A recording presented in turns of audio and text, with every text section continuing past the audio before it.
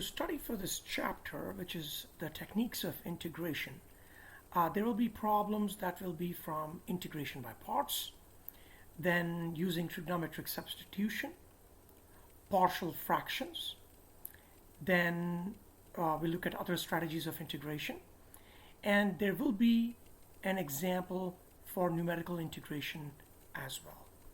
Okay, so for integration by parts, for example, you obviously need to know the technique, which is integral u dv equals uv minus v du. And so you have to identify, if you have an integral, you have to identify which of the two functions will you take as u. So for that, when we were studying this chapter, we learned something called Liate, L-I-A-T-E. So you should definitely know that and be able to use that to find out which of the product of two functions, which one should you take as u. So these examples are extremely important. Make sure that you, for example, when you study integration by parts, you know each and every example thoroughly. You know what technique to use. In every integration problem, knowing what guesses to make, which one works in which problem is very important. So that's why you need practice.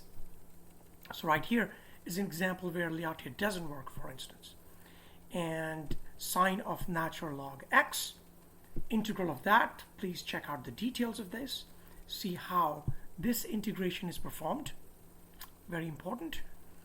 And then if it's a definite integral, whatever the answer is, without the constant, you just plug in the boundary values. Okay, so ignore the volume thing for this chapter. And then we have trigonometric integrals. So these, there will be a problem from here as well. So for example, when you have a product of cos and sine, and there's only one sine, the power is 1, then you take u to be cos x. Okay, you should know that. So for example here, because it just becomes a function of u, and then when you get the answer, you plug in your substitution back to get the answer in terms of x. Then if you have cos j sine k, right? So we have done these types of problems. So here you will take one sine out, and then cos square and sine square, write every thing. So sine x is the dv part, or du in this case. We take u to be cos x. So this becomes u square, right? And this is 1 minus u square, and sine x dx is du. Okay, so please make sure you know how to do all these problems. For example, even power of sine x, as well as even power of cosine x, and even if you have products of both, like this one. So you might have products of sine square x and cos square x, and the technique you have to use is that you use this relationship when you have even terms and odd terms. And so please make sure you have gone through various possibilities. So that was with sine and cosine. Then similarly, we can have it with secant and tan. And very similar here. So please make sure that you understand this. And then there is also this reduction formula, which helps us to solve problems. So this chapter is basically extremely important because you need practice with performing integration. Now, trigonometric substitution means if you have a square root a square minus x square type of term, so you can take x to be a cos theta or a sine theta.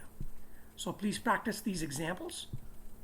Okay, so by looking at the form, and then if sine theta is given, then you can also find cos theta or tangent theta from the triangle. So we have done this when we studied this chapter.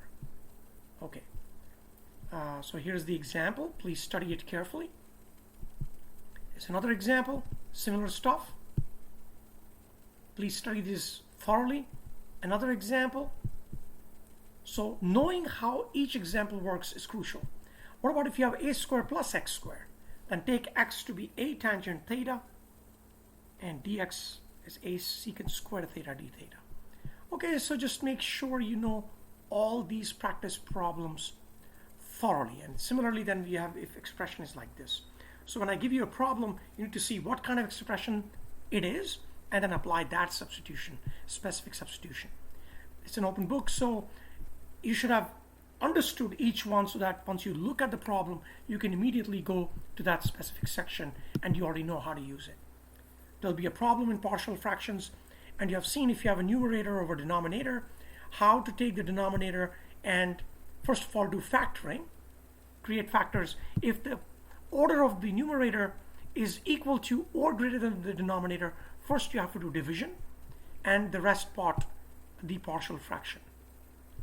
So we've gone through this chapter, so please, there will be a problem on this. Make sure you're comfortable with it. So for example, here you have an x cube. So one thing I want to do mention is, let's say you have some polynomial.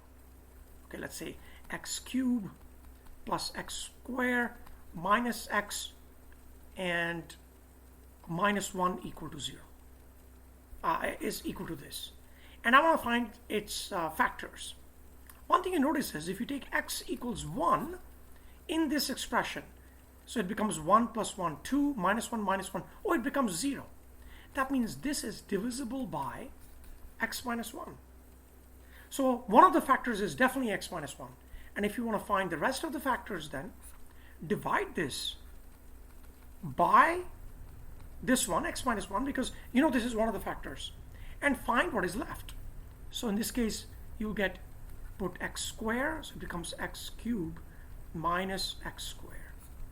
Then minus and plus, this cancels, so we get 2x squared minus x minus 1. Then here, to make it 2x squared, you put 2x. So it becomes 2x squared minus 2x. Minus and plus, this cancels. 2x minus x is x minus 1. So x minus 1 times 1. So this factors as x minus 1 times, because then we have 0 remainder when you put a 1 here, times x squared plus 2x plus 1. And this you can factor easily. So this in this case is x plus 1 squared. So the factor became x minus 1 times x plus 1 squared. But the first step was you plug in. In fact, if you remember from pre-calculus, when you have a polynomial, look at this term. So for example, if this term was 2, see all the prime divisors of this. So this is divisible by 1, positive 1, negative 1, positive 2, negative 2. Try plugging in each one of these and see which ones makes the polynomial 0. So let's say 1 does. It did in this case when you plugged in 1. So that tells us x minus 1 is a factor. Okay, if you plug in negative 1, you will see again it will become 0. Right? This will be negative 1, positive 1 cancel, 1 minus 1 cancels. That means we know x plus 1 is also a factor. And then you can easily find by repeated dividing that the next factor is also x plus 1. Okay, so please make sure that you also know how to factor a cubic polynomial, and you remember that technique from pre-calculus. Okay, so, and then for other strategies, it's straight from the table. You can look at the table and say, hey, I'm using the lookup table technique. And when I taught on the video this chapter, I showed you the software Sage Math, where it will do the integration for you, numerical as well as symbolic. So when I give you a test, for example, and if you are practiced on Sage Math, you can quickly double check your answer and see what answer Sage Math gives. And when you are computing yourself, I mean, of course, you have to show steps, but you can at least check if your answer is correct. And then you should also know numerical integration. For example, how to apply the midpoint rule. If you divide the interval into subintervals, and for example, x0, x1, and so on, and you can take a midpoint on each one, find the value of the function times delta x. You do that, for example, here. You have x squared of 0 to 1. And divide into 4 intervals, take the midpoint of each one, compute the function at the midpoint, and multiply by delta x each one of them, add it, and you find the approximation of the area. There will be a problem of this type in the test. Whether I ask you to use midpoint rule, trapezoidal rule, and you should know the absolute relative error. and as well as Simpson's rules. Just make sure you read through it and also understand what improper integrals